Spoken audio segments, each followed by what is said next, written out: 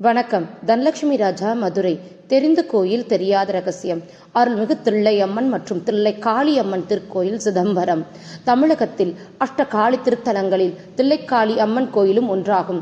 சிதம்பரத்தின் காவல் தெய்வமாகவும் எல்லைக்காளியாகவும் திகழ்பவள் தில்லைக்காளி. ஒரே கோயில் இரண்டு தெய்வங்கள் உக்கிர ரூபமாக தில்லைக்காளியும் சாந்த சுரூபிணியாக தில்லை அம்மனாகவும் உள்ளனர்.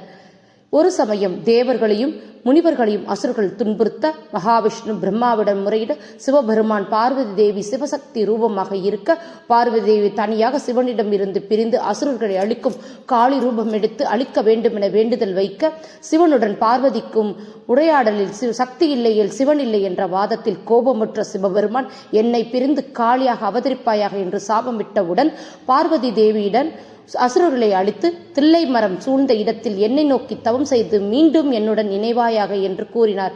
அவ்வாறே அசுரர்களுடன் போரிட்டு வென்று கடும் தவம் தில்லையில் புரிந்து கொண்டிருக்கும் வேளையில், அதே சமயம் வேத ரிஷிகளான வெதஞ்சலி வியாக்கிரபாத முனிவருக்கு சிவபெருமான் ஆனந்த நடனத்தை கண்டதினை அறிந்த காளி, இத்தனை காலம் தவம் புரிந்த எனக்கு காட்சி தராமல் உங்கள் பக்தர்களுக்கு காட்சி தருவது என்ன நியாயம் என்று கூற, உடனே நடராஜ பெருமானாக இருந்த சிவபெருமான் தன்னுடன் சேர்ந்து ஆடி, யார் முதலில் ஆட்டத்தினை நிறுத்துகிறார்களோ அவர்கள் தோல்வினை ஏற்றுக்கொண்டு ஊரின் எல்லையில் போய் அமர வேண்டும் என்று கூறி ஆடத் தொடங்கினார்.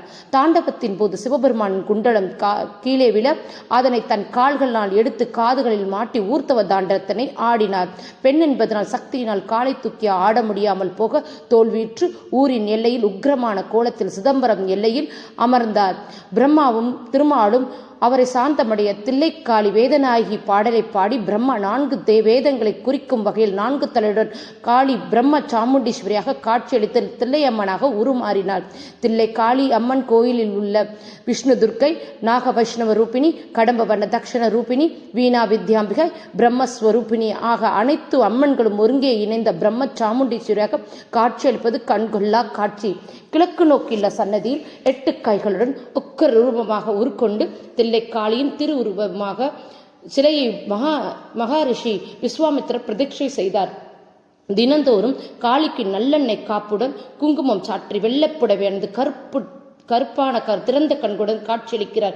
வாழ்வில் திருப்பங்களை தரும் தில்லைக்காளியை எல்லைக்காளியாக இருப்பதனால் சிதம்பரம் நடராஜரை தரிசிப்பதற்கு முன் காளியை வழிபட்டு அனுமதி வாங்குவதாக ஐதீகம். நன்றி, வணக்கம். தனலட்சுமி ராஜா, மதுரை.